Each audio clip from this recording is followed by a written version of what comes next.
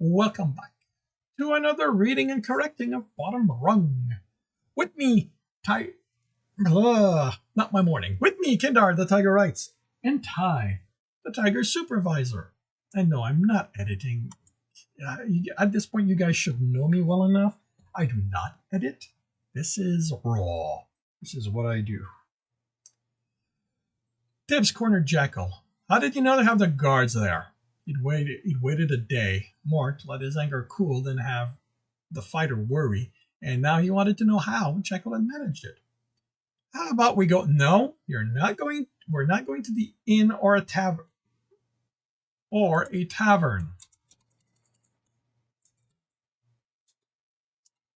Tiz motioned around them at the desert alley. You don't have to worry about someone learning how you manage to know everything that happens in this town. Jekyll shrugged and leaned against the wall. I don't know everything, but I know you, Tibbs. I know that look you get when you think it's your job to fix a problem. It's the look you had when you finished explaining why that asshole was innocent. Did you know where he was hiding? Tibbs demanded. Jekyll shook his head. Dawn did a good job of vanishing. Then how did you know where he'd be? I wasn't keeping tab on you, Tibbs.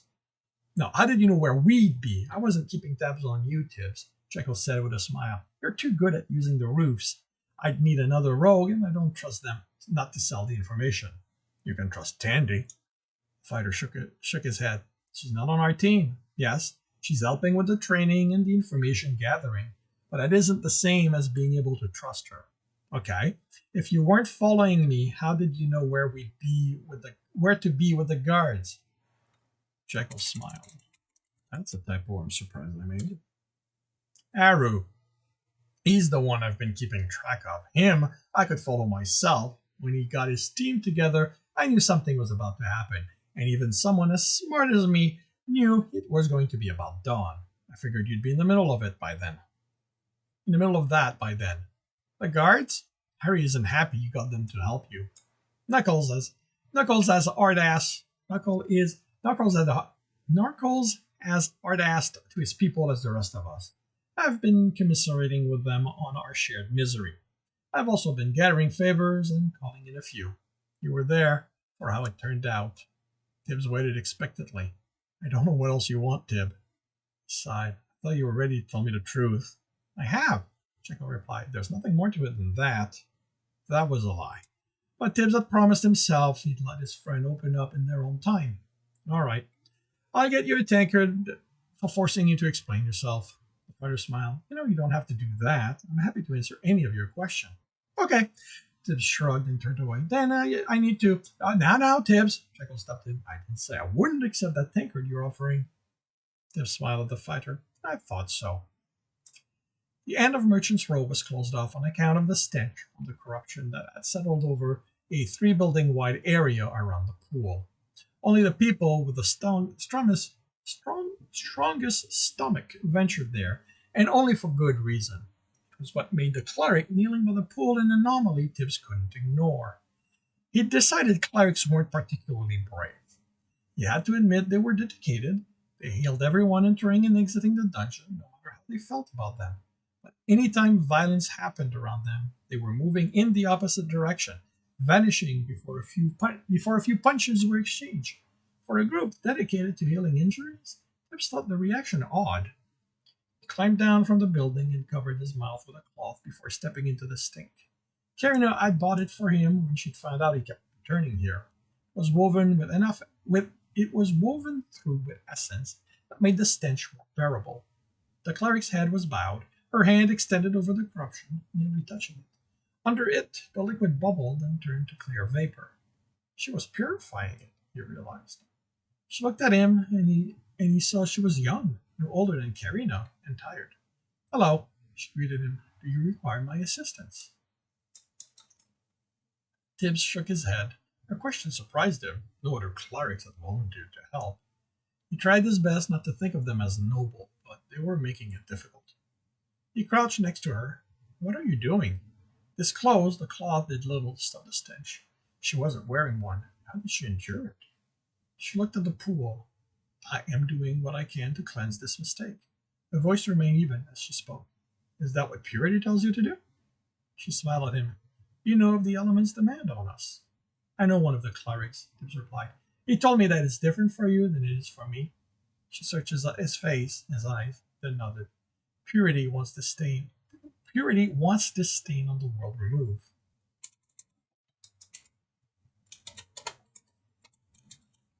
Did the guild bring you here to take care of this? No. I am here as the others are, to heal the runners. But when one is truly dedicated to her element, they hear the call and they must answer. Was she implying Itar wasn't dedicated? He wondered. He wondered and he wondered. Oh, that's why. He wondered and kept himself from snickering. Now, there was a noble hiding among the clerics. A friend of mine said that it's in balance, he said. That's why it isn't spreading anymore. Corruption can never be in balance, she replied, smiling. It can only ever want to devour more of this world purity made for us. Purity made the world? He was surprised at this statement. He'd always figured the world simply He'd always figured the world had simply always been there. Of course. The smile grew as her eyes became distant. Before there was the world, there was purity. It sacrificed part of itself so we could exist and have a place to exist in. That is why it is our duty to look after this world it made, ensure that all creatures living by purity's decree will thrive. Once there are only those following the decree left, purity will take us back unto itself, and it will be wonderful. Tibbs opened his mouth to say how that made little sense, then closed it. There was something in her expression, how she spoke, that wasn't right. Like the words came without her thinking about it, like she didn't see him as she said them. It met people on this street who spoke and looked like that. Each of them had a broken mind. How old are you? She asked, her tone turning concerned. Shouldn't you return to your parents? They won't want you to be here, so close to something this foul. I'm a runner, he answered, surprised she didn't know. Even out of armor, he was now sufficiently well known among the merchants that none of them confused him for a worker's son.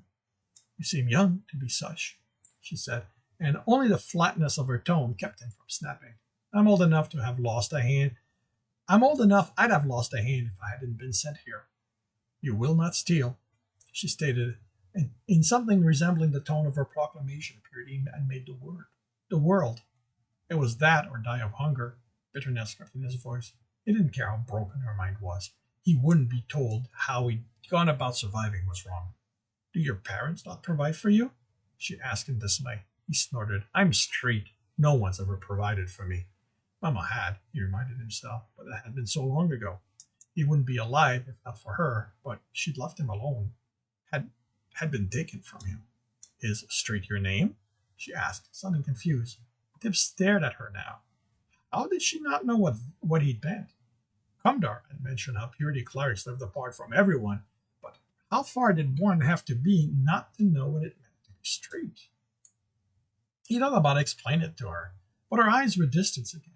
Would she even understand what he told her of the misery of the street? He stood. Thank you for answering my question. He laughed before she could respond. I'm going in first, Dawn said with pride. The schedule had just come up, and everyone had rushed to find out what order they were in. It's your coins to give to the guild, someone replied mockingly. Tibbs found Dawn's name, not at the top of the schedule, but under a group of names so long they had to be nobles. That made him first among the rest of them, not including the Omegas who weren't on the schedule. Dawn had made a point of finding Tibbs, telling him how he'd explained that Harry that Tibbs had arranged everything because he'd wanted to rob the sorcerer of his run. The guard leader had agreed with him and ordered his rogue release. He'd had the best run of everyone, and he now had ample coins to ensure he'd go first. The sorcerer had recited all this as if Tibbs was the mastermind of a plot Dawn had masterfully defeated. He wouldn't spend all the coins getting the first position. Dawn didn't care about nobles. All he'd wanted was to be the first among the runners, and he knew none of them had given the guild coins, so 1 copper was all it took. Tibbs counted the numbers name, 2 and 0. 5 teams hadn't survived, much less than the rest of the runners. He'd witnessed the arguments among them.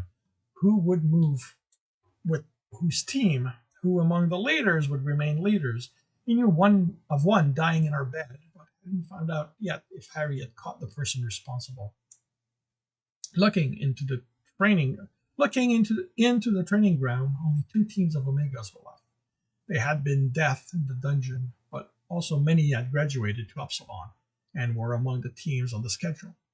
Walking around the guild after his training, he'd overheard Tirania discuss steps to bring in new Omegas early, instead of waiting for when the dungeon graduated again. Tibs' team was 6th after dawn, which meant, he did count on his fingers, they were the 2 and 7th team to go in. Only 2 official teams went in each day.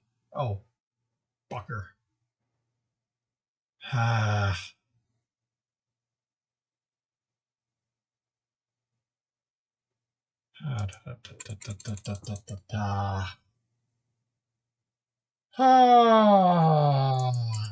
Okay. Well, I mean, it's not a bad fix because it doesn't really affect much.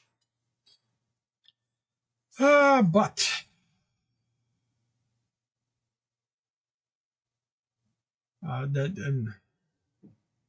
in book 2, I play with the schedule, and I imply how I change. I say how it changed, and I'm realizing reading this that what I say doesn't match this, so I have to. Okay, you know what? No.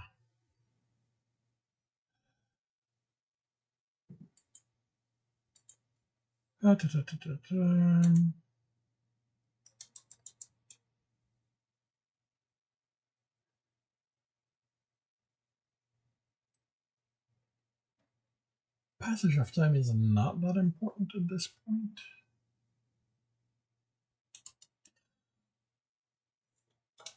And honestly, do I need to state how many go in per day? Not really.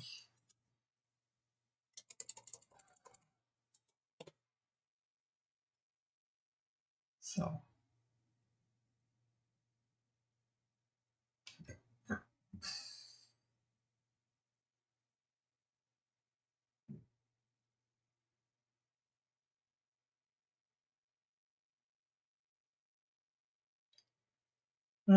went 4 days until I was there, or and insisted he worked out the weeks too. 1 week and 5 days. It was getting better, but he didn't understand why there were 9 days in a week instead of 10. He had 10 fingers, and 5 weeks was 1 hand. It would make counting them so much easier. Kieran had explained it had something to do with the growing seasons and how Clario looked down on us to direct how they went. It made no sense to him. Knowing when his team would have its run, Tibs laughed and immediately collided with someone. A hand grabbed his shoulder as he fell back, and the man nearly tripped with him, only barely keeping them standing. Their bodies closer than Tibs like. Man, Bardic whispered, short blonde hair, fresh scar from the airline down to the left side of his jaw at the transport platform. Now. They untangled themselves, and with a rushed apology, the man was gone. Tib's confusion lasted only until he remembered that now, and he ran for the platform, searching his pockets. He hadn't felt the rogue adventurer's hand close to them, but Bardics could produce knives out of nowhere. Planting something on him was simple. Instead of the usual blue stone, Tibs found a small vial in the secret pocket of his jacket. The vial had essence through it. The man was 4th in line. Tibs only slowed enough to give himself time to perform the plant. He passed between the man and the woman before him, only threw a hurried sorry over his shoulder once he was past them. Continued around the platform, then headed for the training field, where Pian's team would join his. Today's fight came with a wager, and with the loser paying for the other team's meal. Jackal had planned for what the meal Pian would pay for would be, and Tibs didn't want to get in the way of that. Welcome back, Tibs! The dungeon greeted him as he stepped through the doorway.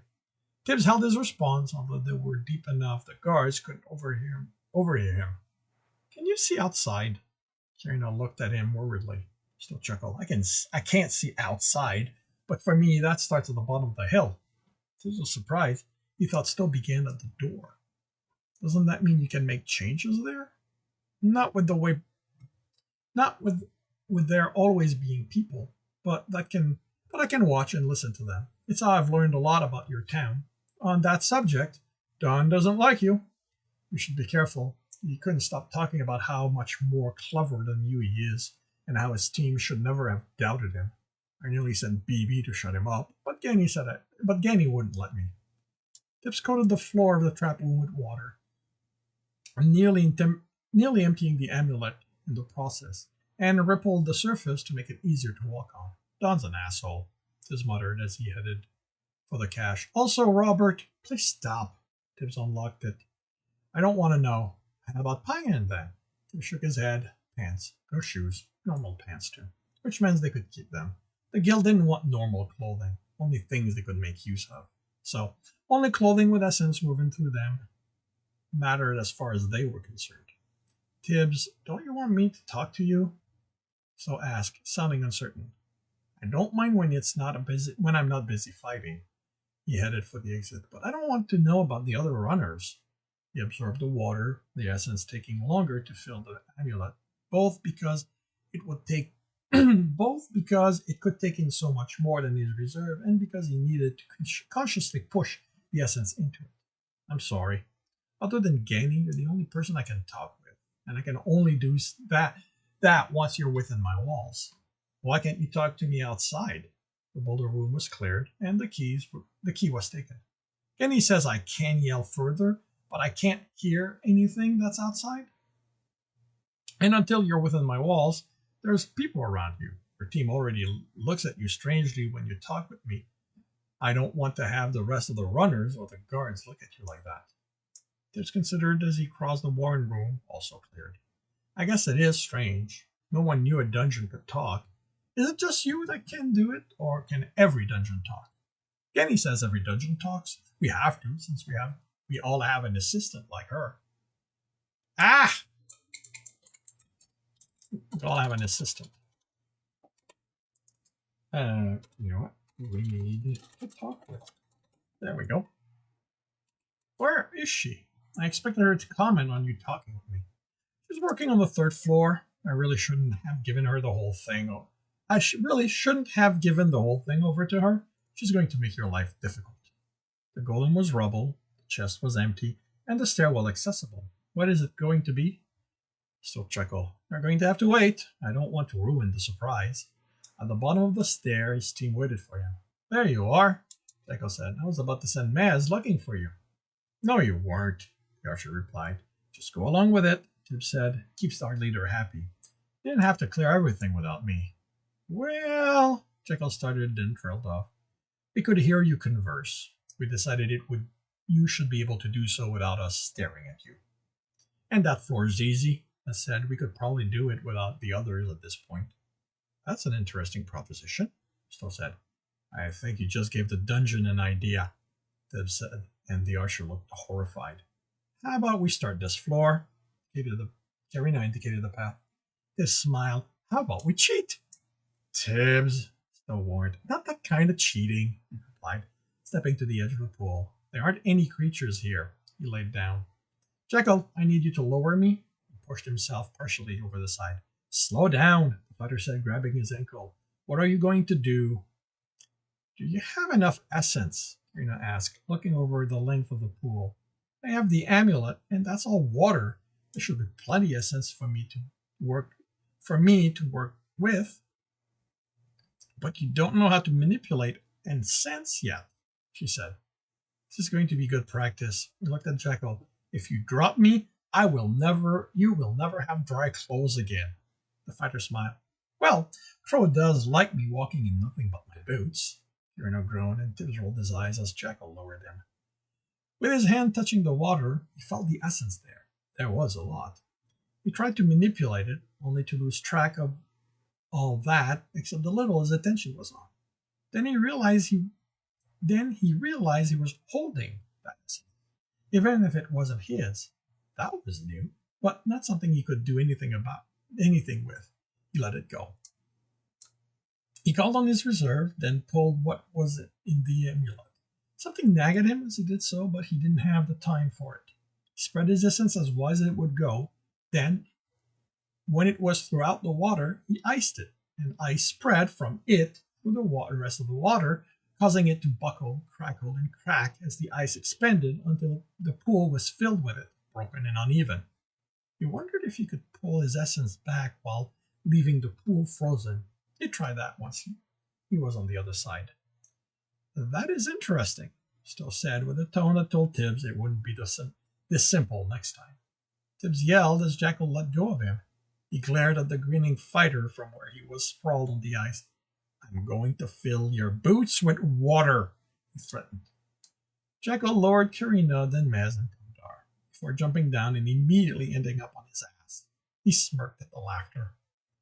Crossing the pole was slower than using the bridge due to the unevenness of the ice and how slick it was in places. But it came without surprises. This time, Tibbs reminded himself. How are we getting up? Maz asked once they reached the other side. I can throw you up. You know what? I can throw you, Jackal said, looking at the edge above them. I'm getting there under my own power.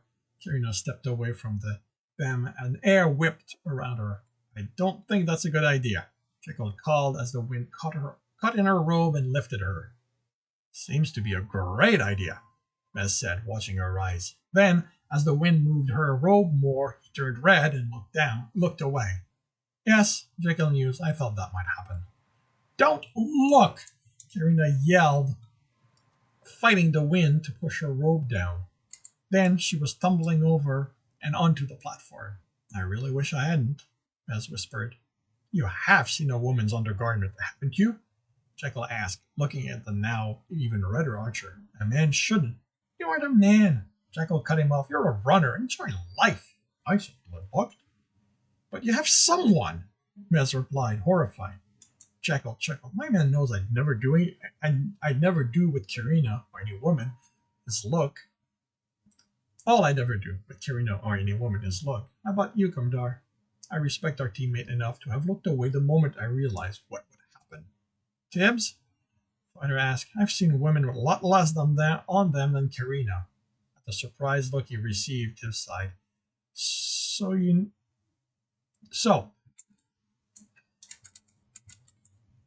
It's due.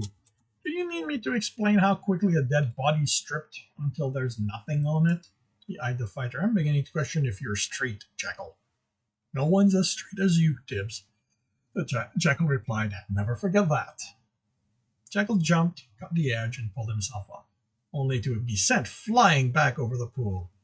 I can't believe you looked! Karina yelled. Jackal laughed until his kid had him hit a raised chunk of ice. Still worth it? Jackal called. Not doing it again. Jackal yelled back as he stood. He bowed. I offer my lady my deepest apologies. Just get up here, Karina called between start. We have a floor to clear. Jackal jumped back up, then pulled Maz and Kamdar. Tibbs? He asked, extended his hand down. I want to try something. He pressed his hand on the ice and felt for his essence. It was still there. He called it to him, but instead of absorbing it, he reshaped the ice. It crackled and snapped. Then Tibbs rose until he was even with the platform. Next time, Jackal said as Tibbs walked off the ice, you're in charge of getting us up here. Next time, Tibbs thought, Stowe would have something ready for him. With a hand on the ice, he absorbed his essence, filling his reserve and the amulet, and then, inexplicably, with a hand on the ice, he absorbed his essence, filling the reserve and his reserve and the amulet.